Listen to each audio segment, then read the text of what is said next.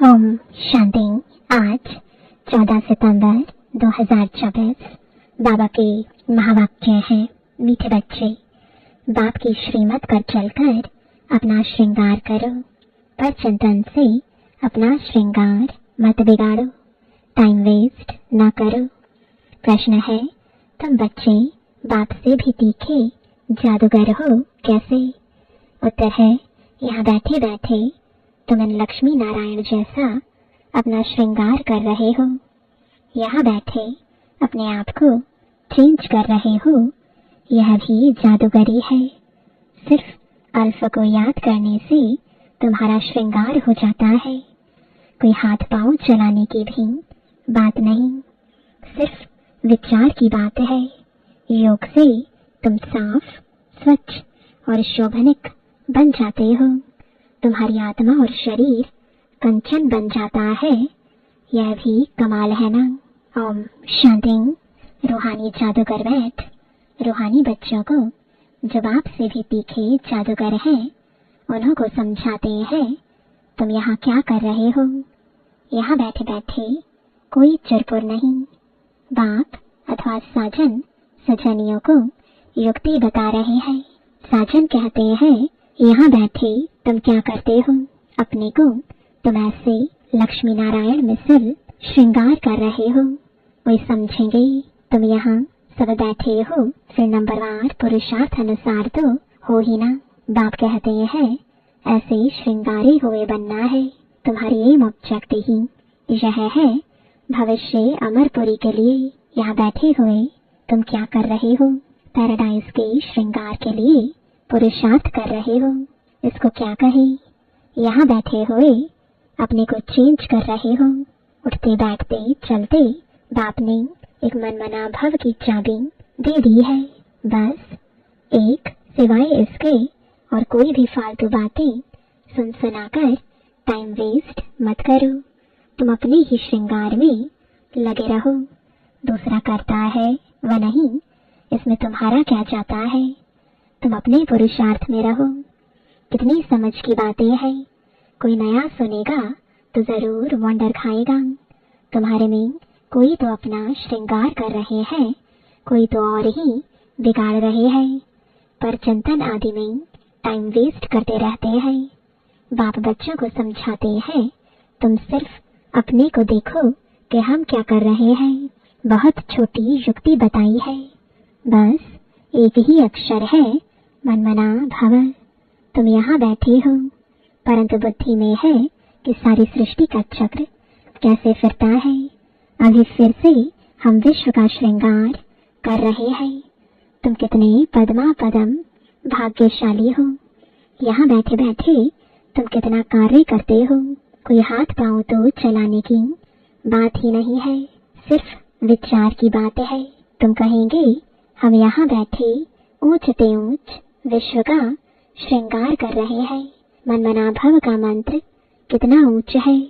इस योग से ही तुम्हारे पाप भस्म होते जाएंगे और तुम साफ बनते बनते फिर कितने शोभनिक हो जाएंगे। अभी आत्मा पतित है तो शरीर की भी हालत देखो क्या हो गई है। अब तुम्हारी आत्मा और काया कंचन बन जाएगी। यह कमाल है ना। तो ऐसा अपना श्रृंगार करना है। दैवी गुण भी धारण करने हैं। बाप सभी को एक ही रास्ता बताते हैं, अल्फ बे। सिर्फ अल्फ की बात है। बाप को याद करते रहो तो तुम्हारा श्रृंगार सारा बदल जाएगा। बाप से भी तुम बड़े जादूगर हो। तुमको युक्ति बताते हैं कि ऐसा ऐसा करने से तुम्हारा श्रृंगार बन जाएगा। अपना श्रृंगार न करने से तुम मुफ्त अपने को नुकसान पहुंचाते हो। इतना तो समझते हो हम भक्ति मार्ग में क्या क्या करते थे। सारा श्रृंगार ही बिगाड़ कर क्या बन गए हो। अब एक ही अक्षर से बाप की याद से तुम्हारा श्रृंगार होता है। बच्चों को कितना अच्छी रीति समझाकर फ्रेश करते हैं। यहाँ बैठे तुम क्या करते हो? याद की यात्रा में बैठे हो। अगर कोई का ख्याल और तरफ होगा तो श्रृंगार थोड़ी ही होगा। तुम श्रृंगारे हो तो फिर औरों को भी रास्ता बताना है। बाप आते ही है ऐसा श्रृंगार बनाने। कमाल शिव बाबा आपकी, आप हमारा कितना श्रृंगार करते हो। उठते बैठते चलते हमको अपना श्रृंगार करना है। कोई तो अपना श्रृंगार कर फिर दूसरों का भी करते हैं। कोई तो अपना भी श्रृंगार नहीं करते तो दूसरे का भी श्रृंगार बिगाड़ते रहते हैं। फालतू बातें सुनाकर उनकी अवस्था को भी नीचे गिरा देते हैं। खुद भी श्रृंगार से रह जाते हैं तो दूसरे को भी रहा देते हैं। तो अच्छी रीति सोच विचार करो, बाबा कैसे कैसे युक्ति बताते हैं। भक्ति मार्ग के शास्त्र पढ़ने से यह युक्तियां नहीं आती हैं। शास्त्र तो है भक्ति मार्ग के। तुमको कहते हैं तुम क्यों शास्त्रों को नहीं मानते हो? बोलो हम तो सब मानते हैं। आधा कल्प भक्ति की है। शास्त्र पढ़ते हैं तो कौन नहीं मानेंगे। रात और दिन होते हैं तो जरूर दोनों को मानेंगे ना। यह है बेहद का दिन और रात। बाप कहते हैं मीठे बच्चों तुम अपना श्रृंगार करो, टाइम वेस्ट मत करो। टाइम बहुत थोड़ा है। तुम्हारी बड़ी विशाल बुद्धि चाहिए। आपस में बहुत प्रेम होना चाहिए। टाइम वेस्ट नहीं करना चाहिए क्योंकि तुम्हारा टाइम तो बहुत वैल्यूएबल है। कौड़ी से हीरे जैसा तुम बनते हो। मुफ्त में इतना थोड़े ही सुन रहे हो। कोई कथा है क्या? बाप अक्षर ही एक सुनाते हैं। बड़े बड़े आदमियों को जास्ती बात थोड़े ही करनी चाहिए। बाप तो सेकंड में जीवन मुक्ति का रास्ता बताते हैं। यह है ही ऊंच श्रृंगार वाले। तब तो उन्हों के ही चित्र है जिनको बहुत पूजते रहते हैं। जितना बड़ा आदमी होगा उतना बड़ा मंदिर बनाएंगे, बड़ा श्रृंगार करेंगे। आगे तो देवताओं के चित्र पर हीरे का हार पहनाते थे। बाबा को तो अनुभव है ना। बाबा ने खुद हीरे का हार बनाया था लक्ष्मी नारायण के लिए। वास्तव में तो उन्हों जैसी यहाँ पहरवाइश कोई बना ना सके। अभी तुम बना रहे हो नंबरवार पुरुषार्थ अनुसार। तो बाप समझाते हैं बच्चे टाइम वेस्ट ना अपना करो ना औरों का करो। बाबा युक्ति बहुत सहज बताते हैं। मुझे याद करो तो पाप मिट जाए। याद बगैर इतना श्रृंगार हो ना सके। तुम यह बनने वाले हो ना। दैवी स्वभाव धारण करना है। इसमें कहने की भी दरकार नहीं, परंतु पत्थर बुद्धि होने कारण सब समझाना पड़ता है। एक सेकंड की बात है। बाप कहते हैं मीठे मीठे बच्चों तुमने अपने बाप को भूलने से कितना श्रृंगार बिगाड़ दिया है। बाप तो कहते हैं चलते फिरते श्रृंगार करते रहो, परंतु माया भी कम नहीं है। कोई कोई लिखते हैं बाबा आपकी माया बहुत तंग करती है। अरे हमारी माया कहाँ है? यह तो खेल है ना। मैं तो तुमको माया से छुड़ाने आया हूँ। मेरी माया फिर काहे की? इस समय पूरा ही इनका राज्य है। जैसे इस रात और दिन में फर्क नहीं हो सकता, यह फिर है बेहद की रात और दिन। इनमें एक सेकंड का भी फर्क नहीं हो सकता है। अभी तुम बच्चे नंबरवार पुरुषार्थ अनुसार ऐसा श्रृंगार कर रहे हो। बाप कहते हैं चक्रवर्ती राजा बनना है तो चक्र फिराते रहो, भल गृहस्थ व्यवहार में रहो। इसमें सारा बुद्धि से काम लेना है। आत्मा में ही मन बुद्धि है। यहाँ तुमको बाहर का गोरख धंधा कुछ भी नहीं है। यहाँ आते ही हो तुम अपने को श्रृंगारने, रिफ्रेश होने। बाप पढ़ाते तो सबको एक ही जैसा है। यहाँ बाबा पास आते हैं नई नई पॉइंट्स सम्मुख सुनने। फिर घर में जाते हैं तो जो कुछ सुना है वह बाहर निकल जाता है। यहाँ से बाहर निकलने से ही झोली छाट लेते हैं। जो सुना उस पर मनन चिंतन नहीं करते हैं। तुम्हारे लिए तो यहाँ एकांत की जगह बहुत है। बाहर में तो खटमल फिरते रहते हैं, एक दो का खून करते पीते रहते हैं। तो बाप बच्चों को समझाते हैं, यह तुम्हारा टाइम मोस्ट वैल्यूएबल है, इसको तुम वेस्ट मत करो। अपने को श्रृंगारने की बहुत युक्तियां मिली हैं। मैं सबका उद्धार करने आता हूँ। मैं आया हूँ तुमको विश्व की बादशाही देने। तो अब मुझे याद करो, टाइम वेस्ट मत करो। कामकाज करते भी बाप को याद करते रहो। इतनी ढेर सब आत्माएं आशिक है एक परम पिता परमात्मा माशूक की। वह सब जिस्मानी कथाएं आदि तो तुम बहुत सुनते हो। अब बाप कहते हैं वह सब भूल जाओ। भक्ति मार्ग में तुमने मुझे याद किया और वायदा भी किया है हम आपके ही बनेंगे।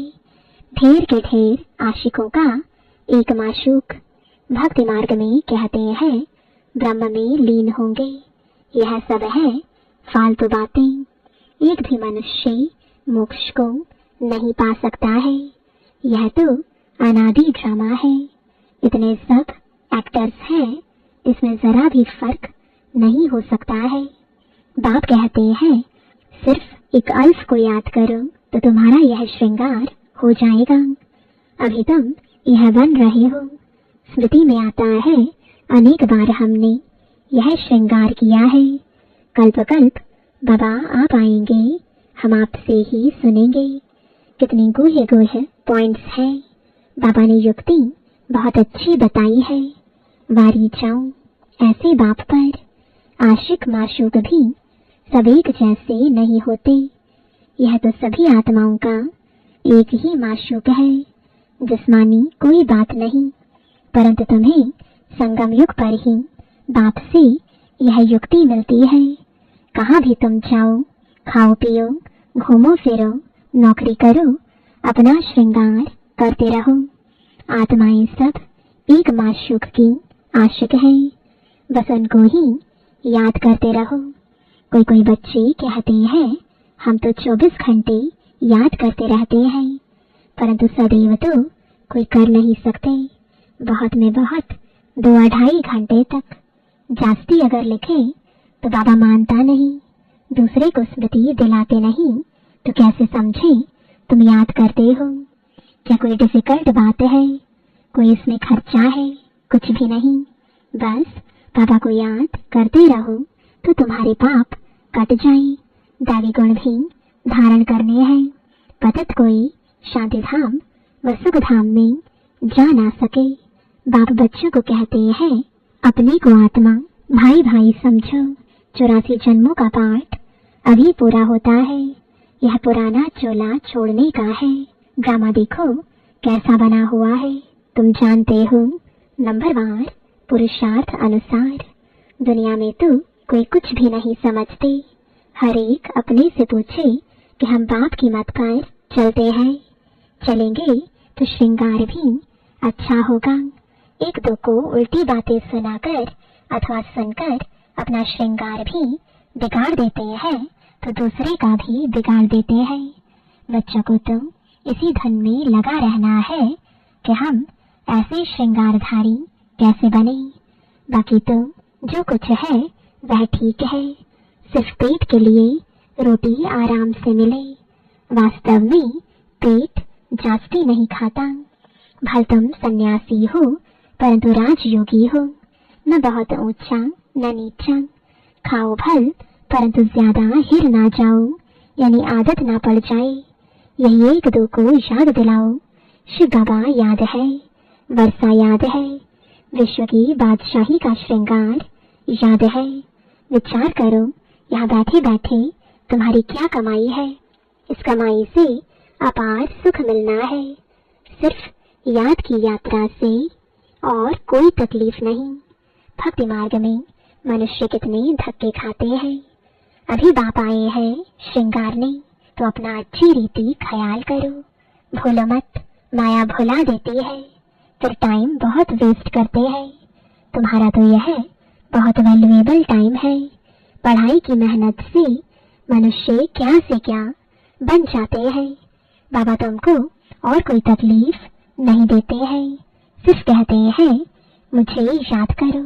कोई भी किताब आदि उठाने की दरकार नहीं। पापा कोई किताब उठाता है क्या?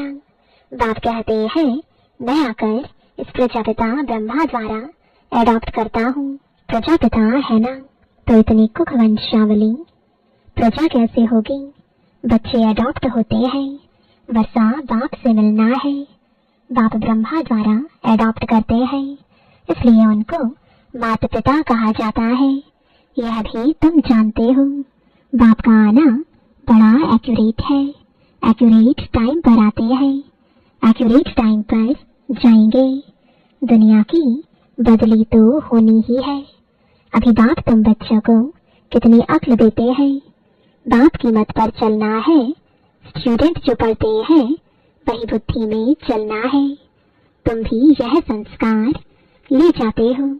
जैसे बाप में संस्कार है, वैसे तुम्हारी आत्मा में भी यह संस्कार भरते हैं। फिर जब यहाँ आएंगे तो वही पाठ रिपीट होगा। नंबरवार पुरुषार्थ अनुसार आएंगे। अपने दिल से पूछो कितना पुरुषार्थ किया है अपने को श्रृंगारने का। टाइम कहाँ वेस्ट तो नहीं किया है। बाप सावधान करते हैं वाहियात बातों में कहाँ भी टाइम न गवाओ। बाप की श्रीमत याद रखो, मनुष्य मत पर ना चलो। तुमको यह पता थोड़े ही था कि हम पुरानी दुनिया में हैं। बाप ने बताया है कि तुम क्या थे। इस पुरानी दुनिया में कितने अपार दुख है। यह भी ड्रामा अनुसार पाठ मिला हुआ है। ड्रामा अनुसार अनेकानेक विघ्न भी पड़ते हैं। बाप समझाते हैं बच्चे यह ज्ञान और भक्ति का खेल है, वंडरफुल ड्रामा है। इतनी छोटी आत्मा में सारा पाठ अविनाशी भरा हुआ है, जो बचाती ही रहती है। अच्छा, मीठे मीठे सिखिलते बच्चों प्रति माता पिता बाप दादा का याद प्यार और गुड मॉर्निंग। रूहानी बाप की रूहानी बच्चों को नमस्ते। रूहानी बच्चों की रूहानी बाप दादा को गुड मॉर्निंग और नमस्ते। धारणा के लिए मुख्य सार पहला, दूसरी सब बातों को छोड़ इसी धुन में रहना है कि हम लक्ष्मी नारायण जैसा श्रृंगारधारी कैसे बने। दूसरा, अपने से पूछना है कि पहला, हम श्रीमत पर चलकर मनमना भाव की चाबी से अपना श्रृंगार ठीक कर रहे हैं। दूसरा, उल्टी सुल्टी बातें सुनकर व सुनाकर श्रृंगार बिगाड़ते तो नहीं है। तीसरा, आपस में प्रेम से रहते हैं, अपना वैल्यूएबल टाइम कहीं पर वेस्ट तो नहीं करते हैं। चौथा, दैवी स्वभाव धारण किया है। वरदान है व्यर्थ संकल्पों के कारण को जानकर उन्हें समाप्त करने वाले समाधान स्वरूप भव। व्यर्थ संकल्प उत्पन्न होने के मुख्य दो कारण हैं, एक अभिमान और दूसरा अपमान। मेरे को कम क्यों, मेरा भी ये पद होना चाहिए, मेरे को भी आगे करना चाहिए। तो इसमें या तो अपना अपमान समझते हो या फिर अभिमान में आते हो। नाम में, मान में, शान में, आगे आने में, सेवा में अभिमान या अपमान महसूस करना, यही व्यर्थ संकल्पों का कारण है। इस कारण को जानकर निवारण करना ही समाधान स्वरूप बनना है। स्लोगन है, साइलेंस की शक्ति द्वारा स्वीट होम की यात्रा करना बहुत सहज है। ओम शांति।